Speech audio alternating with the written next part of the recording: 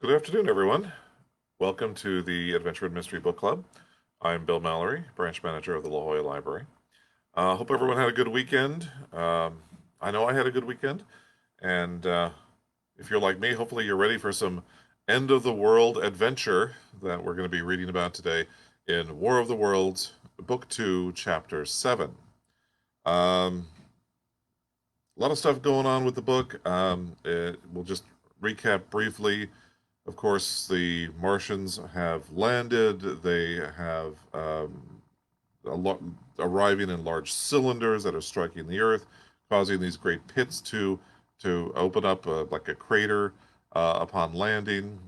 They've been making the materials that they need for more tripods, both the ones with what they call the fighting tripods, which are the ones that have the heat ray, and also the handling tripods, which are the ones that seem to be collecting up human beings to use their blood for sustenance. Um, our hero has met several people along the way. He had met an artilleryman at the very beginning who had helped him uh, kind of escape at a time when the Martians had first landed. They went their separate ways, and then he met another gentleman called the Curate. We don't know his name. Apparently, H.G. Wells didn't care much for giving characters names, so we only know these characters as the Artilleryman or the Curate. The Curate he was trapped in a house with when one of the cylinders struck the earth and basically covered half the house in dirt from this impact, and the curate ends up kind of going nuts a little bit, and the Martians hear his loud cries, and he is taken away. And presumably that is the end of him, although they never actually said that he was dead. However, the title of that particular chapter was called "The Death of the Curate." So I think that pretty much indicates that that is, in fact, his ultimate fate. So now our hero has dug his way the um, out of the house that was half buried, and where he stayed for 2 weeks. And the reason that he's took so long to get out of there is because he didn't want to disturb the Martians. He didn't want to make a sound that might be something that they could hear, and he would get grasped by these tentacles, these mechanical tentacles, and taken away just like the curate was.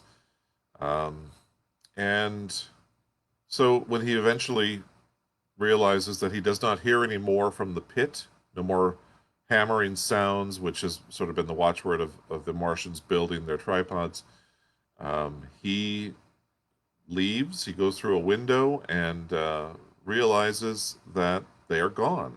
The Martians have left. There's nothing really remaining of them except the leftovers, the detritus and trash that they kind of left behind. And so he is now walking around, and he's not seeing anyone. He's seeing no people. There's no Martians. There's a few animals that are running around, kind of scavenging, trying to find food where they can. And he sees a few of those, but otherwise he is starving and he has no water. He ends up finding some dirty water to drink later on, and that's kind of where we left it last time. So, um, if you are ready, then we will continue on for the worlds, and we will read Book 2, Chapter 7, which is entitled "The Man on Putney Hill." I spent that night in the inn that stands on the top of Putney Hill, sleeping in a made bed for the first time since my flight to Leatherhead. I will not tell the needless trouble I had breaking into that house. Afterward, I found the front door was unlatched. Nor how I ransacked every room for food until, just on the verge of despair in what seemed to me to be a servant's bedroom, I found a rat-gnawed crust and 2 tins of pineapple. The place had been already searched, and emptied. In the bar, afterward, I found some biscuits and sandwiches that had been overlooked. The latter I could not eat, they were too rotten. But the former not only stayed my hunger, but filled my pockets. I lit no lamps, fearing, uh, fearing some Martian might come beating that part of London for food in the night. Before I went to bed, I had an interval of restlessness and prowled from window to window, peering out for some sign of those monsters. I slept little. As I lay in bed, I found myself thinking consecutively, a thing I do not remember to have done since my last argument with the curate. During all the intervening time, my mental condition had been a hurrying succession of vague emotional states, or a sort of stupid receptivity. But in the night, my brain, reinforced, I suppose, by the food I had eaten, grew clear again, and I thought.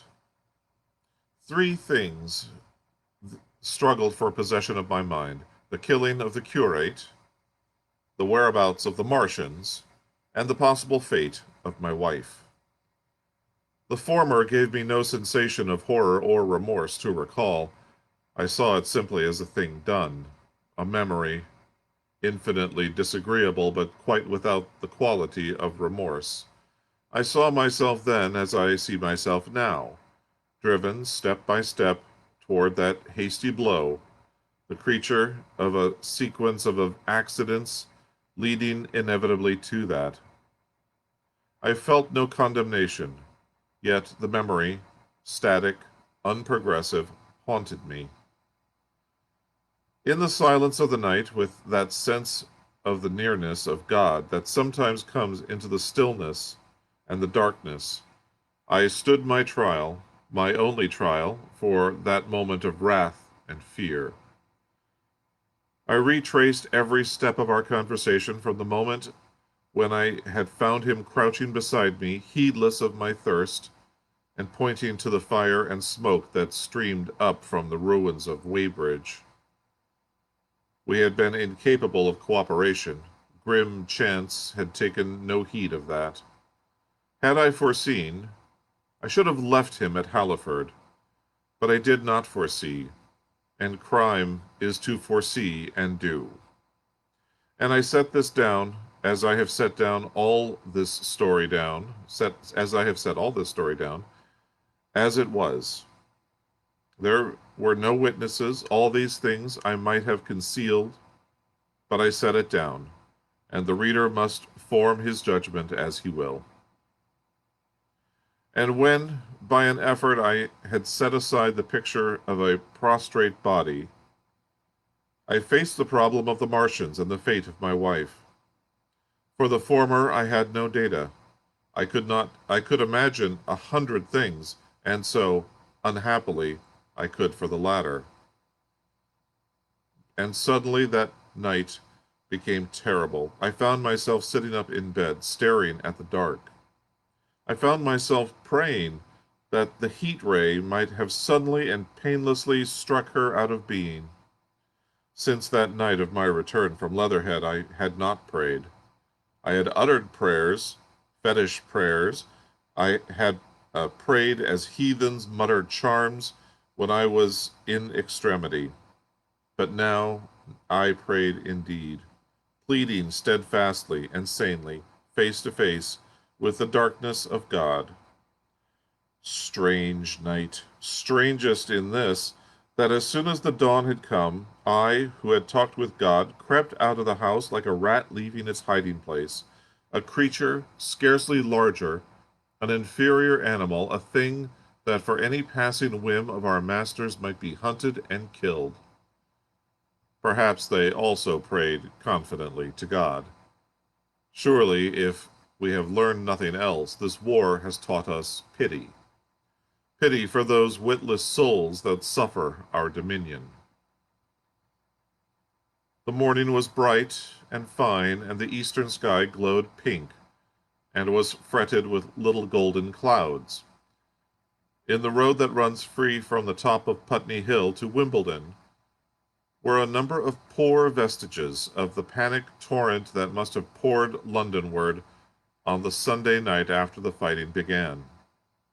There was a little two-wheeled cart inscribed with the name Thomas Lobb, greengrocer, New Malden, with a smashed wheel and an abandoned tin trunk. There was a straw hat trampled into the now hardened mud, and at the top of West Hill, a lot of blood-stained glass about the overturned water trough. My movements were languid, my plans of the vaguest. I had an idea of going to Leatherhead, though I knew that there I had the poorest chance of finding my wife. Certainly, unless death had overtaken them suddenly, my cousins and she would have fled thence. But it seemed to me I might find or learn there whither the Surrey people had fled. I knew I wanted to find my wife, that my heart ached for her and the world of men, but I had no clear idea how the finding might be done. I was also sharply aware now of my intense loneliness. From the corner I went under cover of a thicket of trees and bushes to the edge of Wimbledon Common, stretching wide and far. That dark expanse was lit in patches by yellow gorse and broom. There was no red weed to be seen. As I prowled, hesitating on the verge of the open, the sun rose, flooding it all with light and vitality. I came upon a busy swarm of little frogs in a swampy place among the trees. I stopped to look at them, drawing a lesson from their stout resolve to live. Presently turning, suddenly with an odd feeling of being watched, I beheld something crouching amid a clump of bushes. I stood regarding this. I made a step toward it, and it rose up and became a man armed with a cutlass. I approached him slowly. He stood silent and motionless, regarding me. As I drew nearer, I perceived he was dressed in clothes as dusty and filthy as my own. He looked indeed as though he had been dragged through a culvert. Nearer, I distinguished the green slime of ditches mixing with the pale drab of dried clay and shiny, coaly patches. His black hair fell over his eyes, and his face was dark and dirty and sunken, so that at first I did not recognize him. There was a red cut across the lower part of his face. "Stop!" he cried when I was within 10 yards of him, and I stopped. His voice was hoarse. "Where do you come from?" he said. I thought, surveying him. "I come from Mortlake," I said.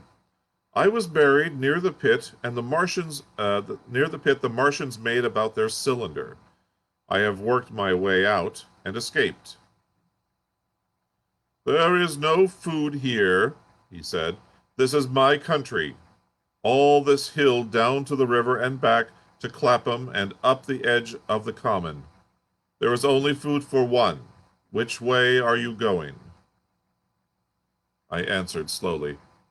"I don't know," I said. "I have been buried in the ruins of a house 13 or 14 days. I don't know what has happened." He looked at me doubtfully, and then started and looked with a changed expression.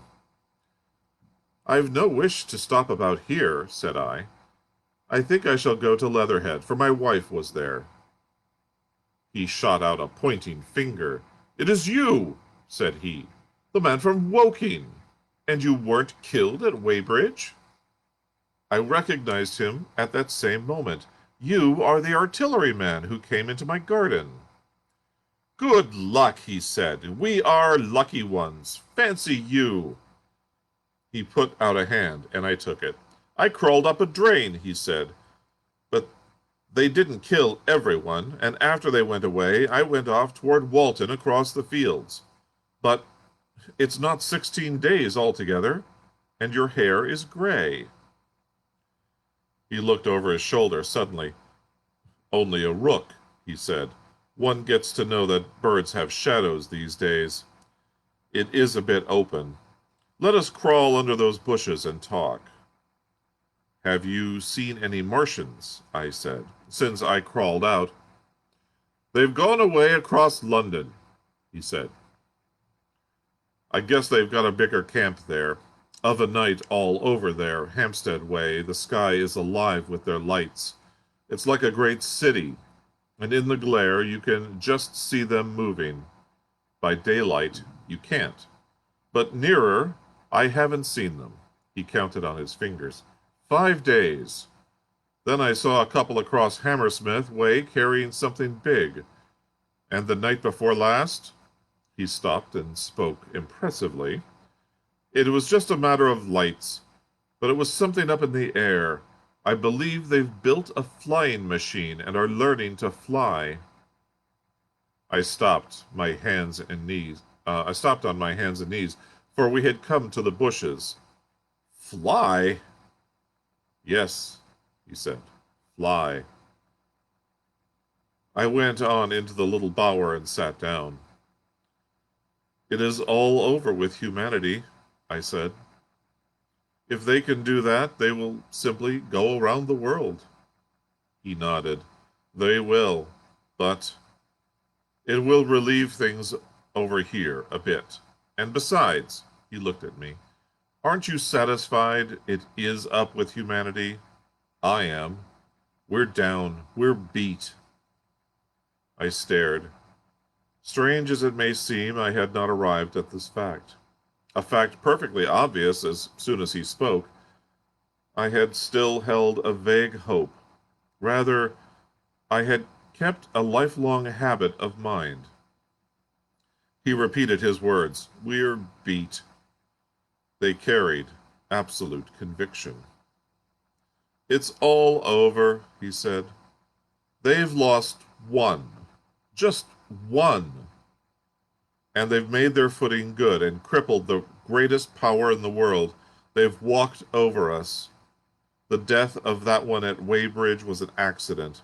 And these are only pioneers. They keep on coming. Those green stars. I've seen none these 5 or 6 days, but I've no doubt they're falling somewhere every night. Nothing to be done. We're under. We're beat. I made him no answer. I sat staring before me, trying in vain to devise some countervailing thought. This isn't a war, said the artilleryman. It never was war, any more than there's a war between men and ants. Suddenly, I recalled the night in the observatory with Ogilvy scarcely a month ago. It seemed it was another era.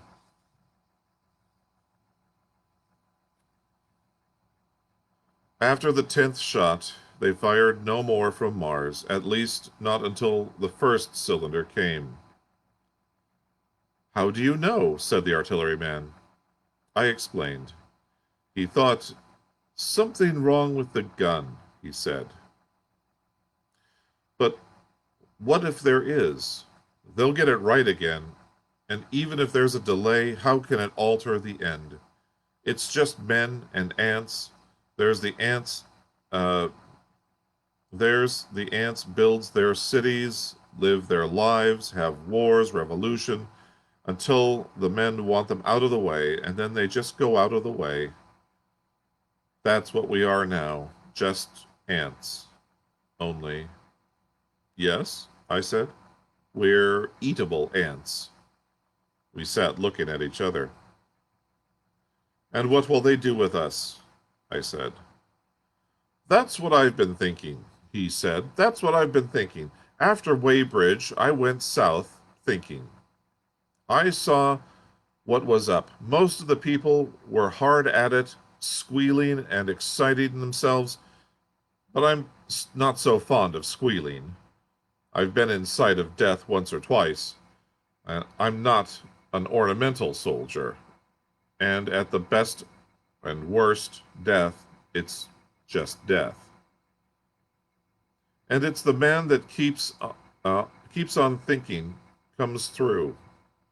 I saw everyone tracking away south. Says I, food won't last this way. And I turned right back. I went for the Martians like a sparrow goes for a man, all around. He waved a hand at the horizon. They're starving in heaps, bolting, treading on each other. He saw my face and halted awkwardly. No doubt, lots who had money have gone away to France, he said. He seemed to hesitate whether to apologize, met my eyes, and went on. There's food all about here, canned things in shops, wines, spirits, mineral waters, and the water mains and drains are empty. Well, I was telling you what I was thinking.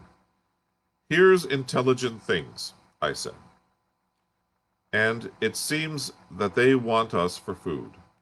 First, they'll smash us up, ships, machines, guns, cities, all in all the order and organization.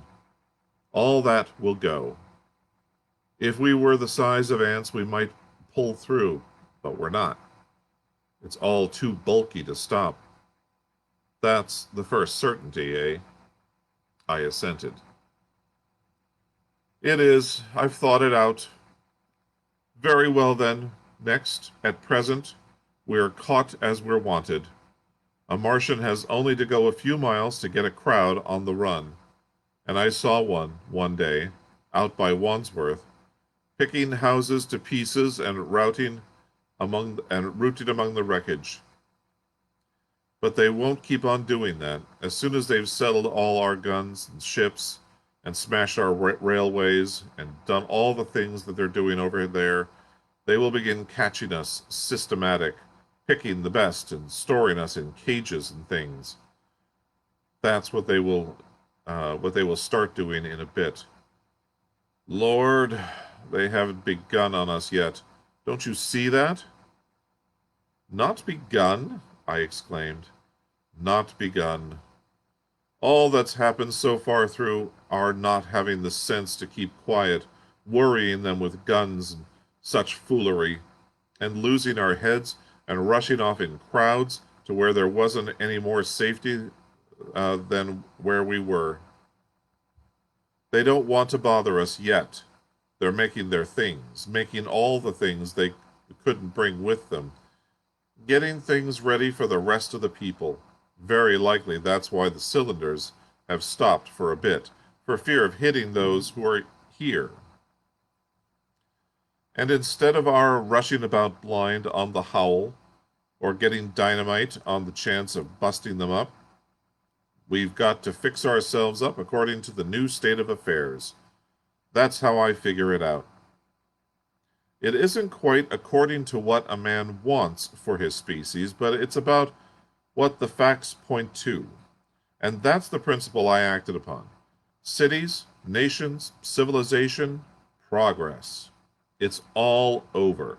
The game's up. We're beat. But if that is so, what is there to live for? The artilleryman looked at me for a moment. There won't be any more blessed concerts for 1,000,000 years or so. There won't be any Royal Academy of Arts, no nice little feeds at restaurants. If it's amusement you're after, I reckon the game is up. If you've got any drawing room manners or a dislike to eating peas with a knife or dropping H's, then you better chuck 'em away. They ain't no further use. You mean? I mean that men like me are going to go on living, for the sake of the breed. I tell you, I'm grim set on living. And if I'm not mistaken, you'll show what insides you've got, too, before long. We aren't going to be exterminated, and I don't mean to be caught either, and tamed and fattened and bred like a thundering ox. Ugh! Fancy those brown creepers. You don't mean to say... I do. I'm going on, under their feet. I've got it planned. I've thought it out. We men are beat. We don't know enough. We've got to learn before we've got a chance. We've got to live and keep independent while we learn. See, that's what has to be done. I stared, astonished and stirred profoundly by the man's resolution. Great God, cried I. But you are a man indeed, and suddenly I gripped his hand. Huh? He said, with his eyes shining. I've thought it all out, eh? Go on, I said. Well, those who mean to escape their catching must get ready. I'm getting ready. Mind you, it isn't all of us that are made for wild beasts, and that's what you've got to be. That's why I watched you. I had my doubts. You're slender. I didn't know that it was you, you see, or just how you'd been buried. The sort of people that lived in these houses, all these damn little clerks that used to live down the way, they'd be no good. They haven't any spirit in them. No proud dreams and no proud lusts, and a man who hasn't one or the other. Lord, what is he but funk and precautions?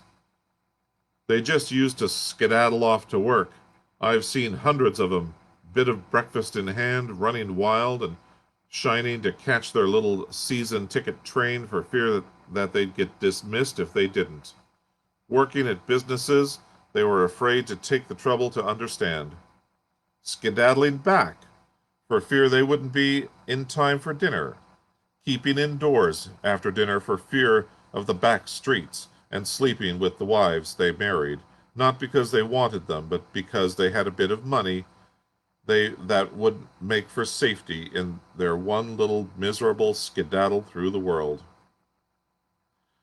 Lives insured and a bit invested for fear of accidents, and on Sundays, fear of the hereafter, as if hell was built for rabbits.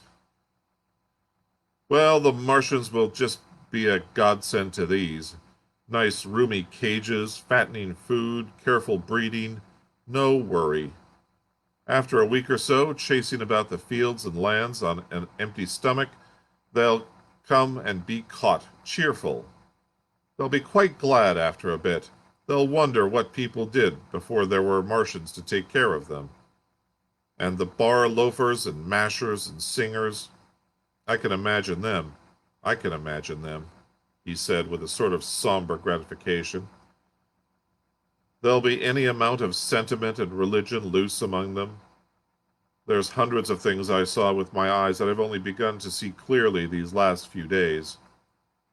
There's lots will take things as they are, fat and stupid, and lots that will be worried by a sort of feeling that it's all wrong, and that they ought to be doing something.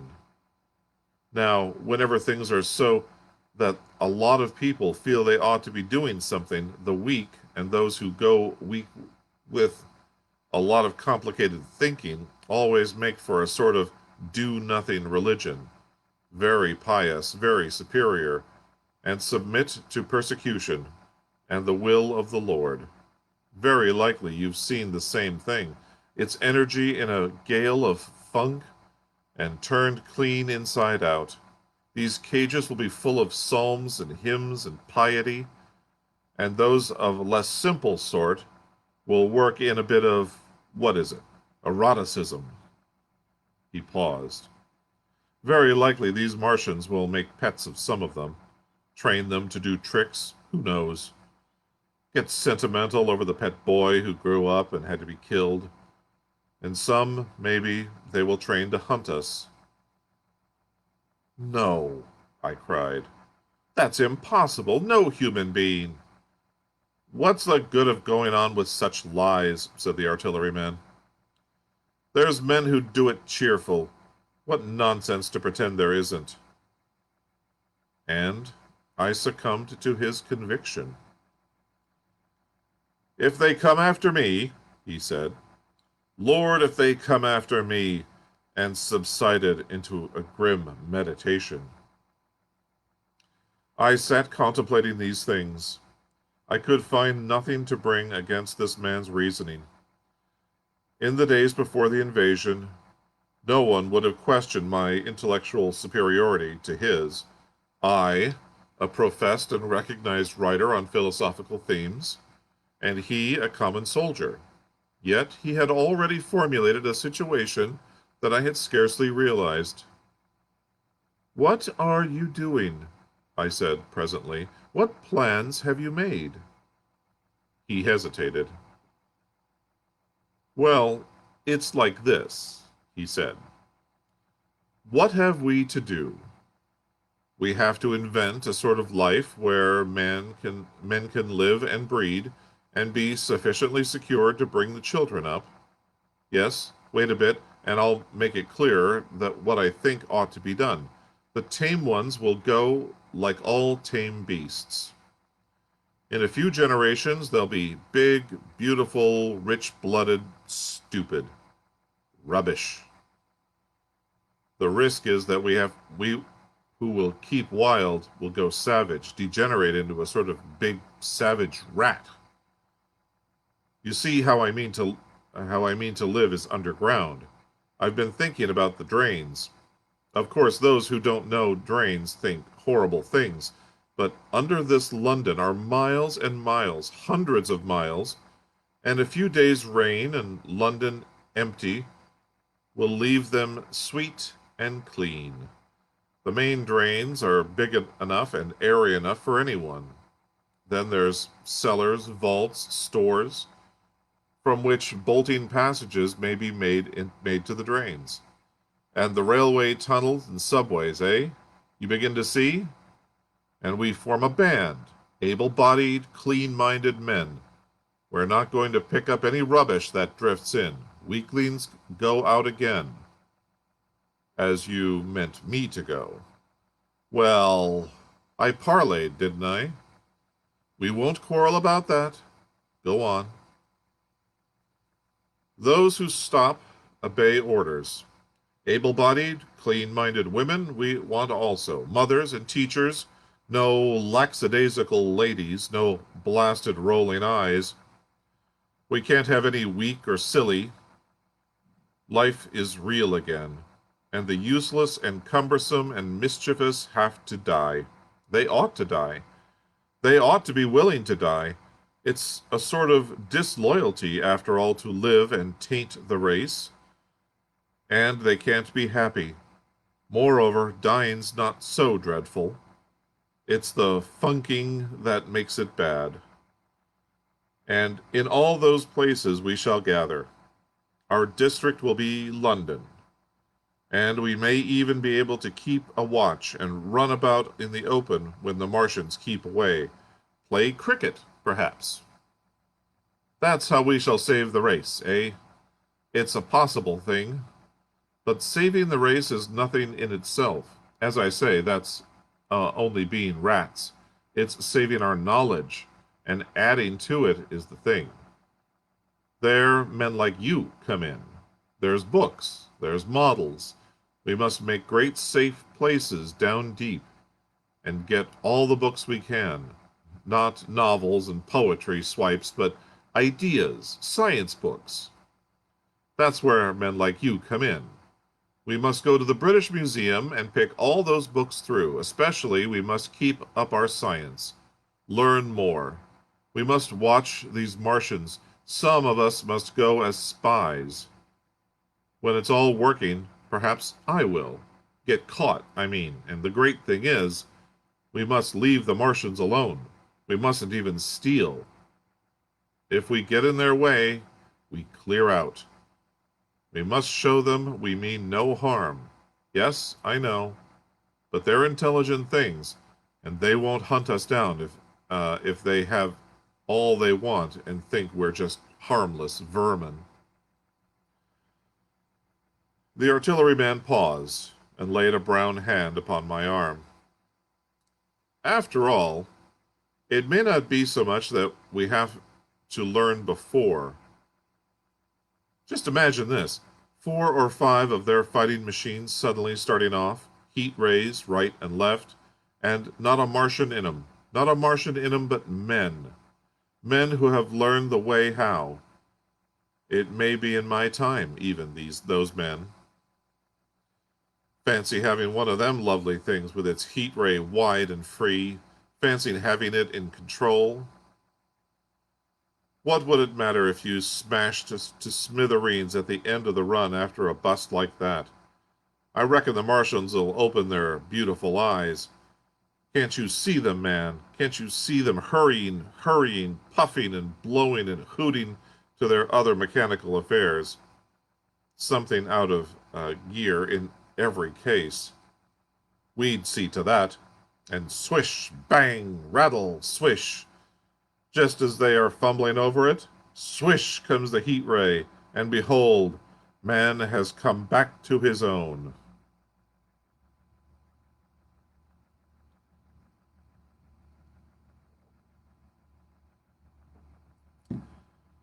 For a while, the imaginative daring of the artilleryman and the tone of assurance and courage he assumed completely dominated my mind. I believed, unhesitatingly, both in his forecast of human destiny and in the practicability of his astonishing scheme. And the reader, who thinks me susceptible and foolish, must contrast his position, reading steadily with all his thoughts about his subject, and mine crouching fearfully in the bushes and listening, distracted by apprehension. We talked in this manner through the early morning time. Later we crept out of the bushes, and after scanning the sky for Martians, hurried precipitously to the house on Putney Hill where he had made his lair. It was in the coal cellar of the place, and when I saw the work he had spent a week upon, it was a burrow scarcely 10 yards long by which he planned to reach the main drain at Putney Hill. I had my first inkling of the gulf between his dreams and his powers. Such a hole I could have dug in a day, but I believed in him sufficiently to work with him at his digging all that morning until past midday. We had a garden barrow, and shot the earth we removed against the kitchen range. We refreshed ourselves with a tin of mock turtle soup and wine from a neighboring pantry. I found a curious relief from the aching strangeness of the world in this steady labor. As we worked, I turned his project over in my mind, and presently objections and doubts began to rise. But I worked there all the morning, so glad was I to find myself with purpose again. After working an hour, I began to speculate on the distance one had to go before the cloaca was reached, and the chances we took of missing it altogether. Why should we dig this long tunnel when it was possible to get into the drain at once down one of the manholes and work back to the house? It seemed to me, too, that the house was inconveniently chosen and required a needless length of tunnel. Just as I was beginning to face these things, the artilleryman stopped digging and looked at me. "We're working well," he said. He put down his spade. "Let us knock off a bit," he said. "I think it's time we reconnoitered from the roof of the house." I was for going on, and after a little hesitation he resumed his spade. And then suddenly I was struck by a thought. I stopped, and so did he at once. "Why were you walking about the common," I said, "instead of being here?" "Taking the air," he said. "I was coming back. It's safer by night." "But the work—" "Oh, one can't always work," he said, and in a flash I saw the man plain.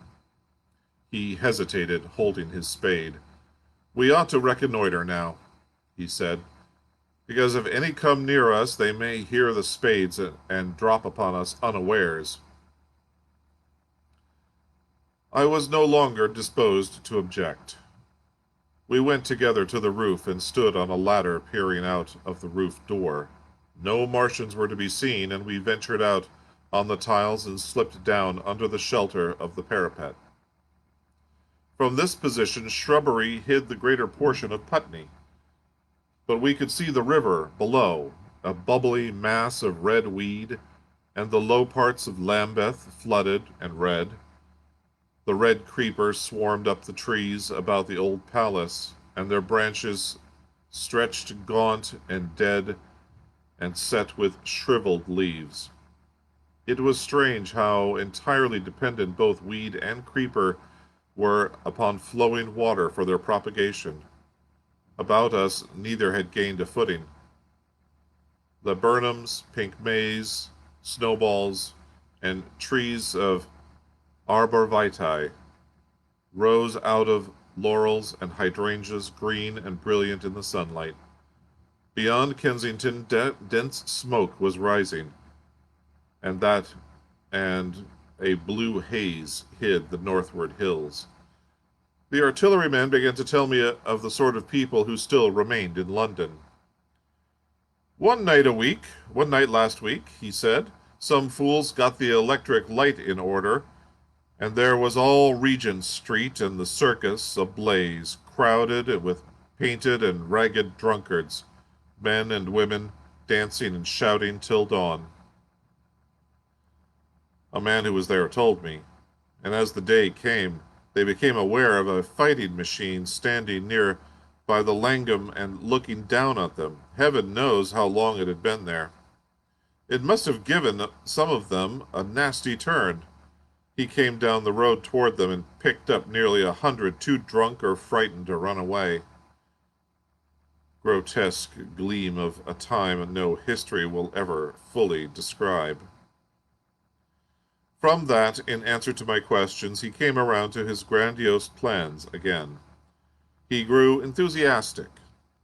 He talked so eloquently of the possibility of capturing a fighting machine that I more than half believed in him again. But now that I was beginning to understand something of his quality, I could divine the stress he had laid on doing nothing precipitously. And I noted that now there was no question that he personally was to capture and fight the great machine. After a time, we went down to the cellar. Neither of us seemed disposed to resume digging, and when he suggested a meal, I was nothing loath. He became suddenly very generous, and when we had eaten, he went away and returned with some excellent cigars. We lit these, and in his optimism glowed. He was inclined to regard my coming as a great occasion. "There's some champagne in the cellar," he said. "We can dig better on this Thames side Burgundy," said I. "No," said he, "I am host today. Champagne! Great God! We've a heavy enough task before us. Let us take a rest and gather strength while we may. Look at these blistered hands." And, pursuant to this idea of a holiday, he insisted upon playing cards after we had eaten.